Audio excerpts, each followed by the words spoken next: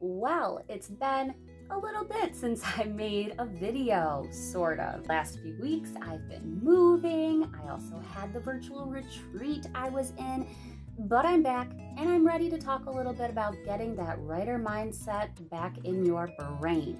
Stay tuned. Welcome to The Right Mama. My name is Jennifer Aline. I am a freelance writer, the mother of twin girls, and my debut novel, That Age, should be coming out early 2021. So it's been a crazy month for me. If you can't tell, I have a different setup, and if you've watched the last 2 weeks vlogs, they were pretty much super short videos about moving. And yes, I'm in a new space right now, and it's been an interesting experience. Today, we are going to talk about getting back into the writerly mindset, especially after maybe you experience some changes in your life or a time when you're not writing for a while, or when maybe you're just stressed and you can't focus.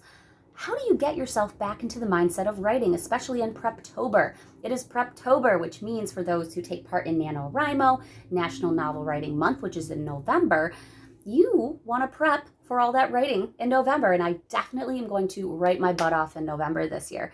So I need to get in the writerly mindset. We're going to talk about 5 ways that I am going to try to do this and things that I've noticed have helped me in the last few days. Number 1 is change your surroundings. And I know it sounds cliche, and sometimes you can't really help when change just kind of happens. But in ways, change can be good in a sense, in that it gives you a fresh outlook. It kind of lets your brain just scrape away all the chaos and the clutter that's in there and give you a fresh look at your surroundings. I know that I've always wanted a tall bookshelf, and being that it's almost my 1 year on AuthorTube and I've watched so many over the last year, I've always been inspired by all the bookshelves I've seen, and for this move, I needed to find myself a tall bookshelf. And I did. Facebook Marketplace. So just being able to do that and make a cute, nice, organized little writerly area, it brings that sense of excitement back for writing and for reading and for bringing back your bookish self if it's been gone for a little bit. And honestly, mine hasn't totally been gone. I've just not been able to write for a little while because I've been packing and unpacking and taking care of my girls and organizing, and life has been happening. So it's nice to surround yourself with inspirational areas. Inspiration books can be inspiration for a lot of writers, not everybody, but a lot of writers. So that's kind of a good way to get your brain back in the swing of things. Number 2 is read books that are in the same genre or category that you write. And I know that a lot of people do this, but if maybe you go a while not reading, or go a while just reading a different genre or age category, try to find yourself going back to what you write about, because you will read and you will get inspired and you'll take notes. I am still reading Happy and You Know It, because I started reading this like a month and a half ago, and then life just went crazy. So I didn't really get much time recently to jump into it, as you can tell.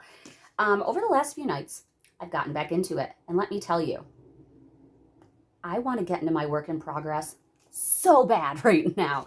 So surround yourself with your genre and your age category and topics that fuel your energy and your writing fire, fuel your fire for writing. For example, up on the top shelf over here, way up here, I have tons of books by Jodi Picoult, who is my favorite author. And I love how she writes in multiple point of view. That's how I write. I have Jennifer Weiner's first book I ever read by her was Good in Bed, which was a huge women's fiction kind of push for me. I started loving that genre and felt like, I can fit in this genre too when it comes to writing. So that is up here as well. There's a ton of just inspiring authors that are surrounding me.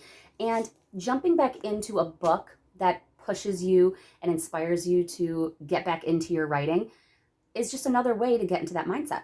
Number 3 is let your frustrations push you. This can be a little confusing because often your frustrations or stressors bring you down in a way.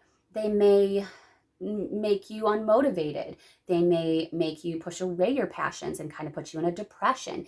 And that's normal and natural, unfortunately, for for stress and for frustrations. However, let's say your frustrations are in the publishing world or the writing world. Say you've gotten a lot of rejections from query letters, or maybe your publishing house is not moving as quickly as you hoped it would for your book. Or let's say you haven't heard back from an agent you wanted to hear back from. So you're frustrated. Instead of letting that get you down, let it push you forward. Make it inspire you to write your book, fix things, resubmit, rewrite, all the things. And I have noticed that there's a certain frustration that I've been facing over the last few months, honestly, that just recently has started pushing me to focus more on marketing myself, rereading my work in progress so I can really push it forward and get it ready to go to beta readers, hopefully beginning of next year. So there's been some frustrations writing-wise that have pushed me.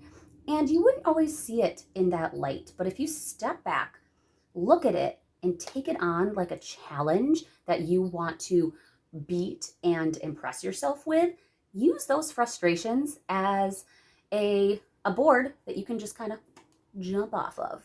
Number 4 is get yourself more involved in the writerly community. And this is one that I feel like is used often, but when you're kind of in a rut, whether it's writer's block or you're going through a lot of crazy things in your life, getting yourself back into some live streams or surrounding yourself with friends who are creative can help you. It can push you and inspire you. And I know, especially with NaNoWriMo coming up in a month, it's good to get yourself back in the community. And almost a year ago, I started AuthorTube and I got involved. And in the last year, my creative mind has not stopped. It has continued. Yes, I've had breaks, but every single day I think about my book or my writing or my publishing adventure or marketing. My book is always on the edge of my brain. I'm always thinking about it. So get yourself involved with some live streams, schedule some for yourself, put it on your calendar.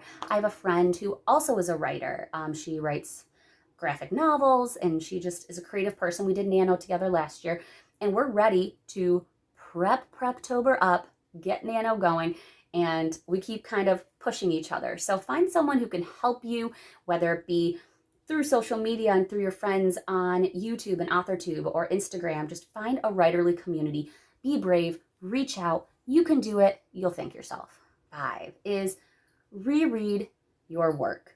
And I know a lot of people sometimes don't like to reread their work, especially if it's a published book that they've edited a bazillion times.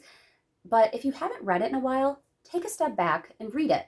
Whether you read it and you're impressed with your writing or you read it and wish you had changed certain things, your brain is moving in a good direction. If you find things you wish you had edited, you can jump into your new work in progress and make sure you use those things and those little mechanisms you learned from rereading one of your works to better improve your work in progress. I need to reread what I have been writing for my work in progress. So I've been doing that. And I get excited. I'm like, oh, I love this character. I love this character. I love what they're doing. I'm so excited to move forward. So when you just start to reread your stories, whether they've been published or you're a draft or an outline, just reread everything you've been working on. And it doesn't mean you have to edit. You don't have to edit. If you're like me and you just automatically edit, that's okay. For some people, it's okay for me. But just reread your work and it'll get your brain back into that writerly mindset. 5 ways that have helped me get back into some kind of a writerly mindset after a time when change has been going on. And it can be tough getting out of a rut or writer's block or depression or anything. So jumping back into things is not easy, but I hope these 5 can kind of be a stepping stone towards getting your brain back into the creative swing of things. So thank you very much for listening. If you like this kind of beautiful, wonderful, crazy ranting, subscribe below, hit the thumbs up button. I post usually every single Friday, and I have for about the last year, almost 1 year. Whoop, whoop. November 1st will be my 1-year anniversary. We'll call it that. So thank you very much. Stay creative. And today is National Coffee Day. When you watch this, it won't be, but every day is National Coffee Day. Drink the coffee.